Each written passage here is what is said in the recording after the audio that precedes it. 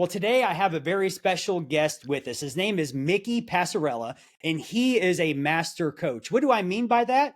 Well, this gentleman has invested over 8,000 hours in working with real estate business owners.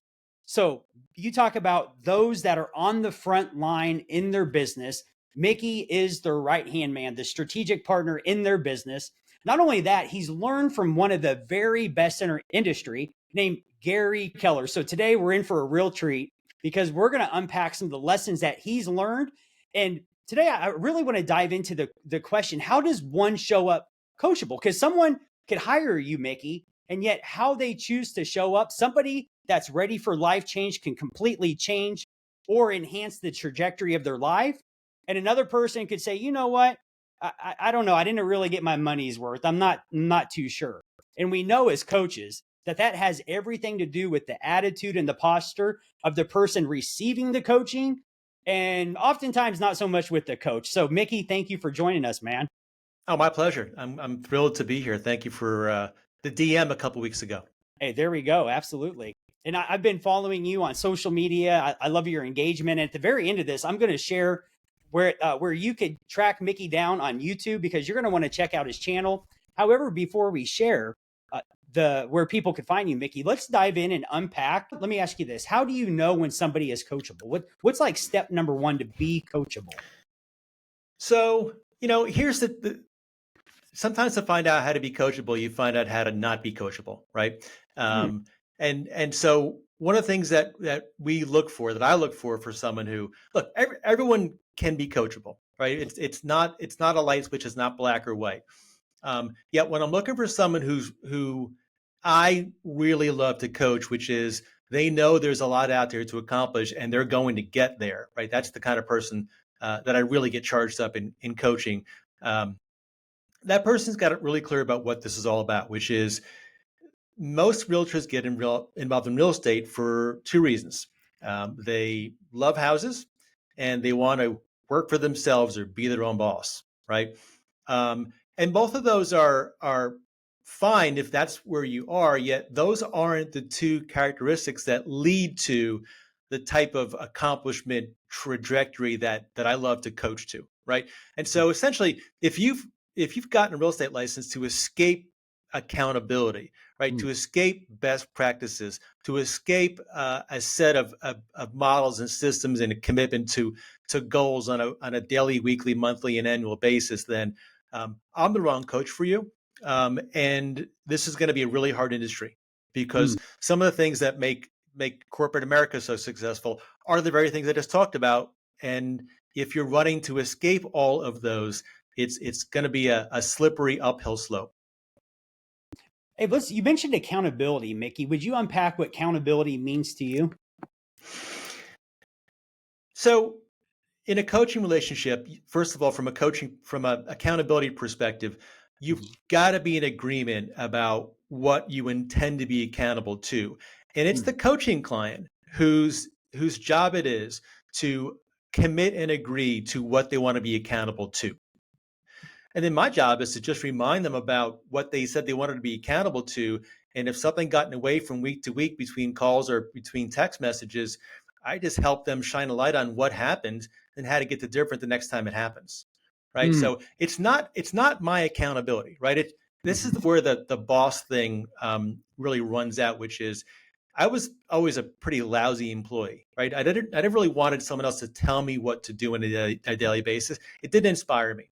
Yet I could set my own commitments and I could light a fire under my own, and really get rolling, right? And so my job is just to make sure that I'm that support, right? And then I help them with the systems and models that I know will help them leapfrog all of the, learning by making lots of mistakes and falling down, help them get back up and get rolling again. Man, thank you for explaining that. Because I think sometimes there's some confusion as far as like accountability, and especially as entrepreneurs. The one thing that would just be off-putting to me is this idea of just somebody telling me what to do. And that's one of the things I appreciate about coach. A great coach is going to ask you some questions to gain clarity and insert some accountability, not just tell you, hey, this is what you need to go to do. Yeah, good point, right? In terms of the discovery process, most coaching clients come to the relationship with somewhat less of a really clear vision about what they want. And so we invest, I've got a 9-page questionnaire and a 5-page gap analysis. We also do a SWOT analysis in the very beginning of our relationship. So, we invest a very big chunk of time in the beginning helping the coaching client unpack what they really want to do and what they really want to get, right, out of working with a coach.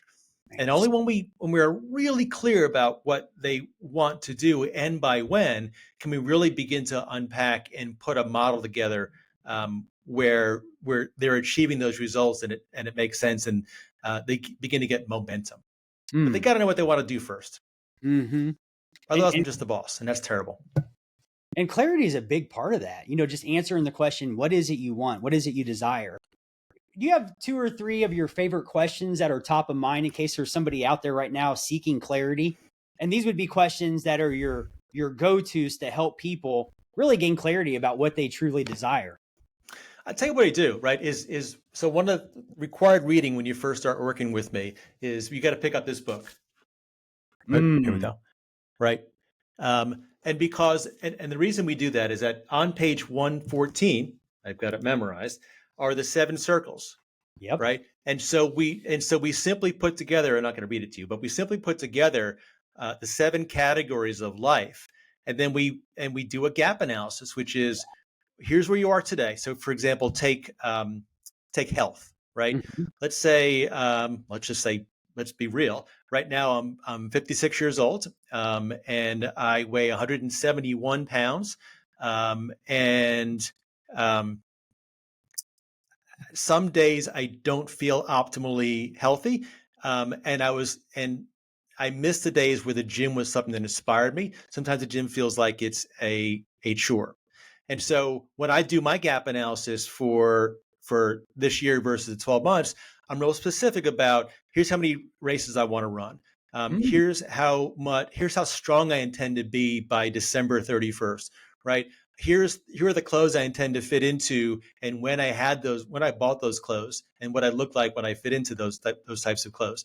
So I'm real specific about what I intend to get out of my health journey, for example, so that when I get to the end of the year, and here's the big one, I know if I'm successful or not. Right. So when someone says, well, I want to sell more houses, or I want to have I want to be successful in real estate. I want to build a real estate team or whatever. Right. There are lots of ways to do some of that. But the real question is, how will you know if you're winning? And so the goals at the end of the day, whether it's a year, 5 or 10 or someday, are goals that are very specific, even at someday. So you know at any given time if you're winning. Man, that's so good. I love that on page 114 of the one thing, it has the circles that Gary Keller lays out. And I was in Austin one time doing some training and he was leading the class. And he mentioned on that page that he actually, go figure, the whole concept of the book is order, priority. And he shared though, and it just stuck out to me that each one of those circles he put in a specific order. So it's by no mistake that the spiritual side of our life, however somebody chooses to define that, is up at the 12 o'clock marker, because that is the one to focus on if we were to choose one. And then he puts them in, the order follows suit after that. So, man, if somebody out there has not grabbed a copy of the book Mickey just recommended, The One Thing by Gary Keller, it is the one book on productivity and being focused, because focus is the game changer. 100%. Yep, 100%. So let's unpack more. How does somebody choose to show up to be coachable? Well, so we get clarity, like we just talked about on the 7 circles, for example, about where you intend to be and by when, right? And then they intend to, and we get inevitably we put a plan together, and then life shows up, right? And then the next time we meet together, whether it's a text group call or a one-on-one meeting, we look at how we did, right? So what was the goal? How'd you do? What do you feel about that? And based upon that, what should we do the following week? Right? Those are the 4 coaching questions that foundationally we use and are never the wrong coaching questions to ask. Right? And so that that assumes that we had a specific measurable goal that we both understood and that the client said they wanted to achieve between conversations about we call it the goal. So if you don't have the very specific goal where, again, how do you know if you're winning? What did you get the goal or not? Without feedback about the specific goal that we agreed upon, the other questions don't matter. So we got to really get clear about what we intend to get to, even if it's a day or a 5-day window or a 7-day period or a month. We got to know where we're headed. And then we can ask the other questions to say, okay, how'd you do versus the goal? Mm-hmm. What do you feel about that result? Do you feel you should have done better, worse, or did you nail it? Right. And based upon that feedback, where do we go from here? Mm. It's really a self-discovery conversation where I'm really just a guide, and I'm a guide from I've seen lots and lots of these conversations before, 8,000 of them, as you mentioned in the beginning, right? And I I generally have a really good idea of what's going on, even outside the coaching calls. Yet I want and I need for the coaching client to uncover that themselves. That's Mm. the journey, right? And between coaching calls, text group calls, whatever the format of the coaching is, you've got to begin to coach yourself.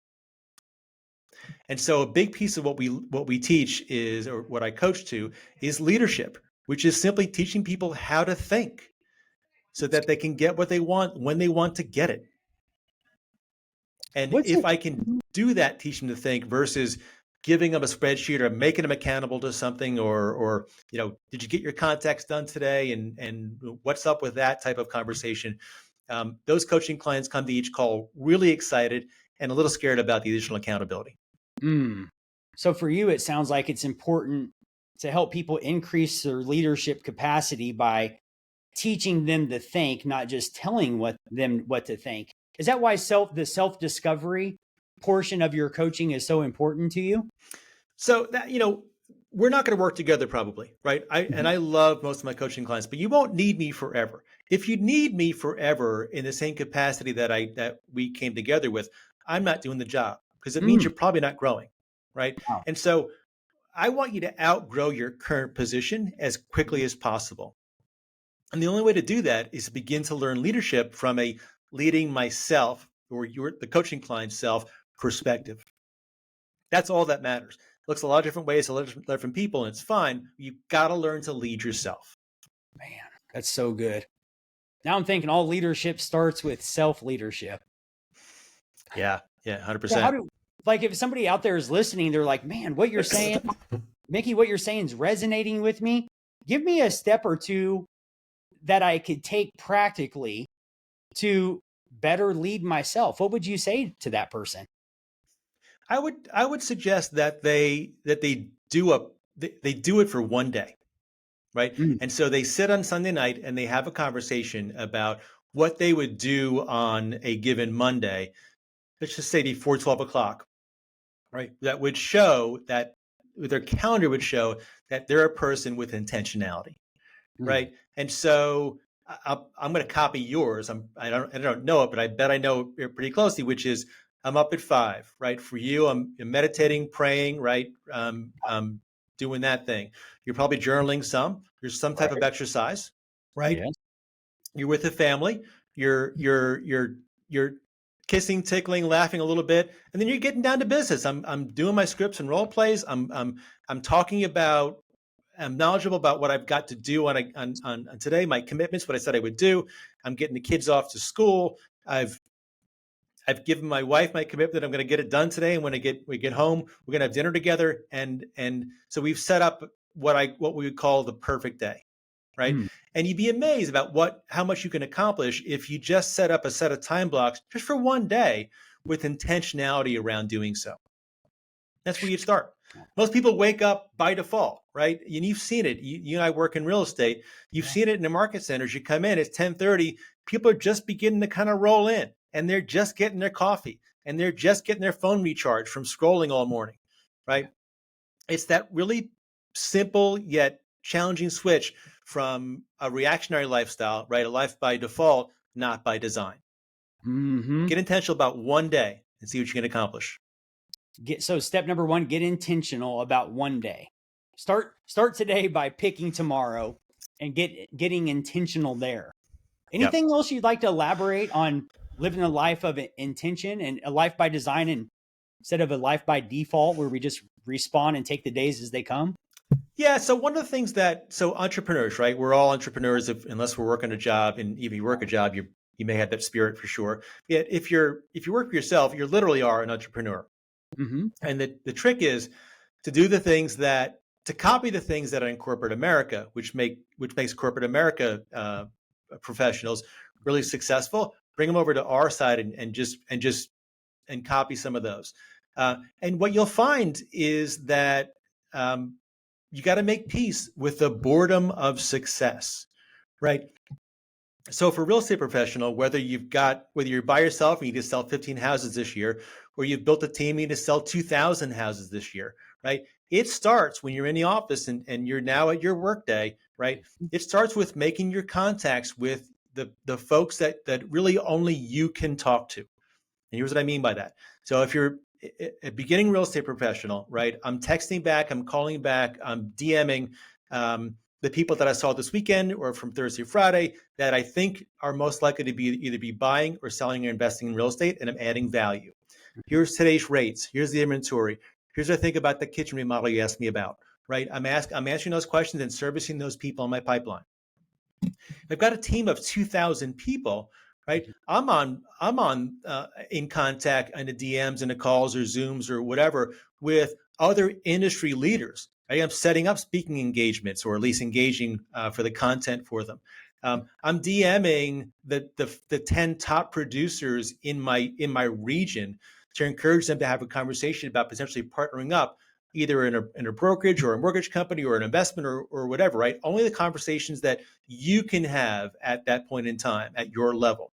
So that levels up. But the point is, you're going to have the conversations with others that really only you're qualified to have at your level. It's good.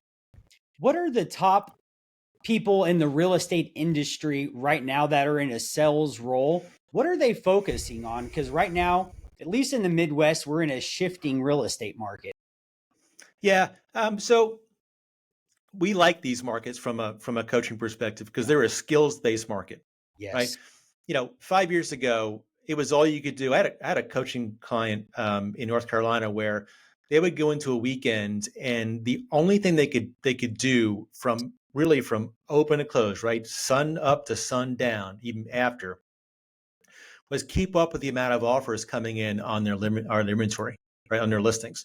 So they would go into a weekend with 20 listings, and it would get 200 or 300 offers for those listings.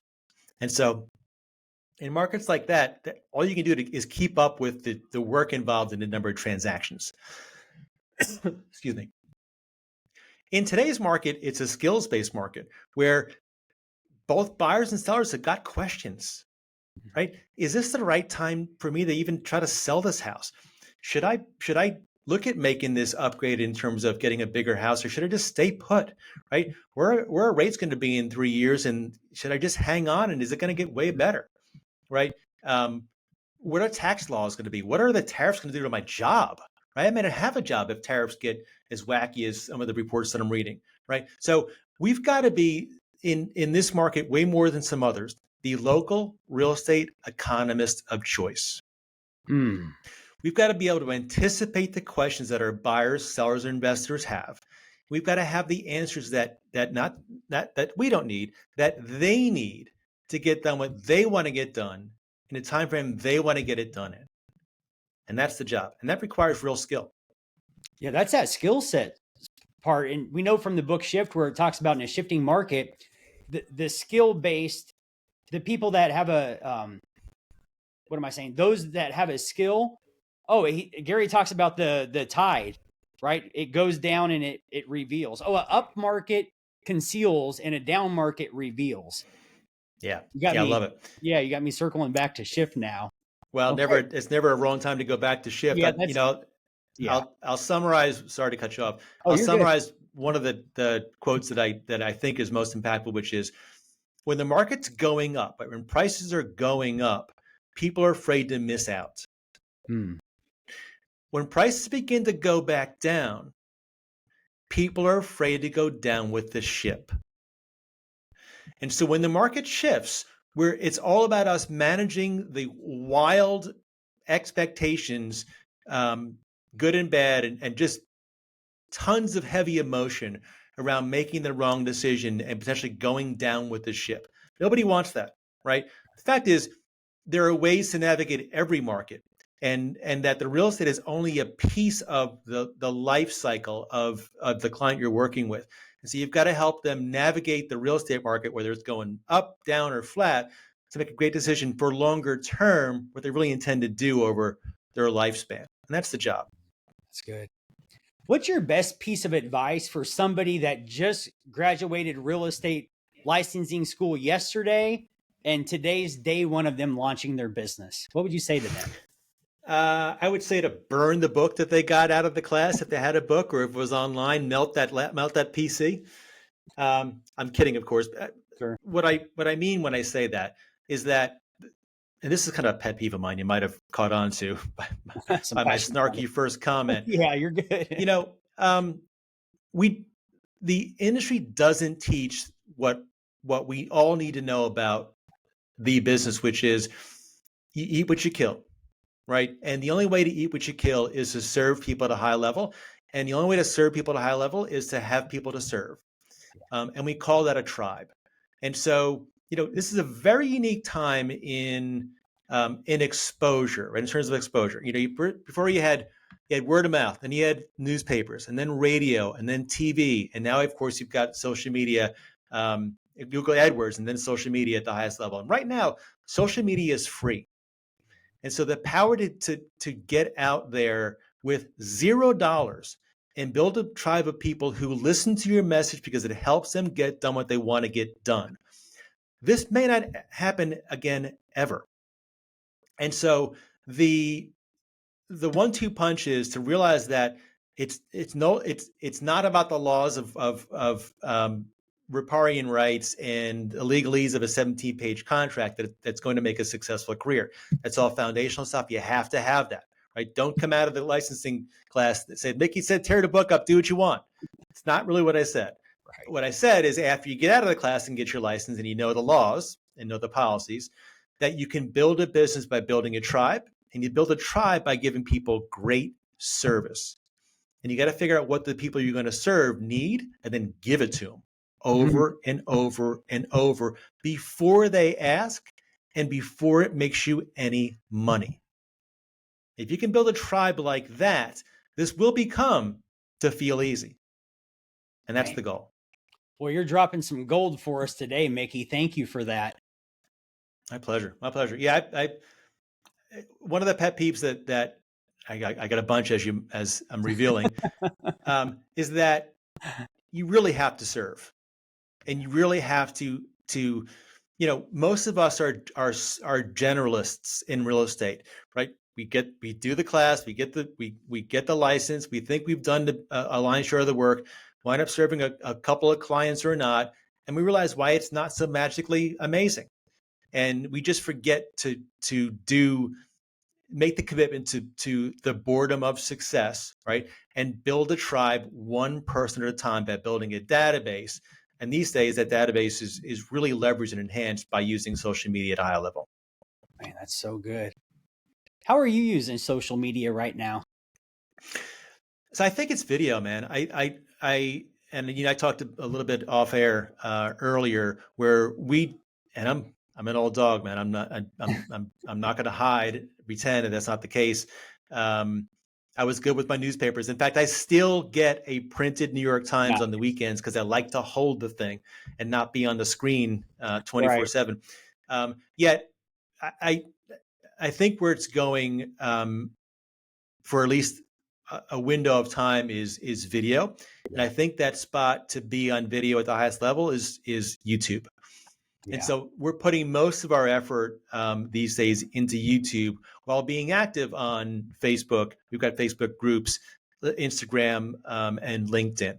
Right? So those are the platforms that we invest time in and engage people in and with. Yet I think from what's the blue ocean opportunity? I think it's YouTube. Hmm. Yeah, I would agree. That's what I'm sensing as well, judging by what I've been learning over the past several months. So when people check out your YouTube channel, because I'm going to share the link in the comments just to make it super easy for people to track you down to find you. What is it that when one subscribes to your YouTube channel, what can they count on you delivering consistently to them? That's a great question. I hope that they'll find when they go there is at this point in time a, a nice first effort chunk of Mhm. micro lessons of me solving problems, and unpacking limiting beliefs around Mm. what it takes to build a business and a life worth owning, right? Um, and so I've got a piece on there about a take on open houses that you probably haven't heard before. I've got a piece in there about an app that we unpack that helps conversations go um, way more smoothly and engaging with our database. I've got a Mofer conversation where it lights people up to respond about what we're offering to start conversations about their worlds that relates to real estate. So micro problems that we unpack and solve, and everything that you watch with me on YouTube, you're going to come away with going, you know what, that I can do that. That was Mm. smart, I think, and I can do that. Thanks for the tip. That's That's our good. goal so far. Yeah, that's so needed. Well, Mickey, you've been so generous to share with us, or share with all of us today. I appreciate you so much, man. And I'm going to share the link where you could find Mickey if you choose to subscribe to his YouTube channel and check him out.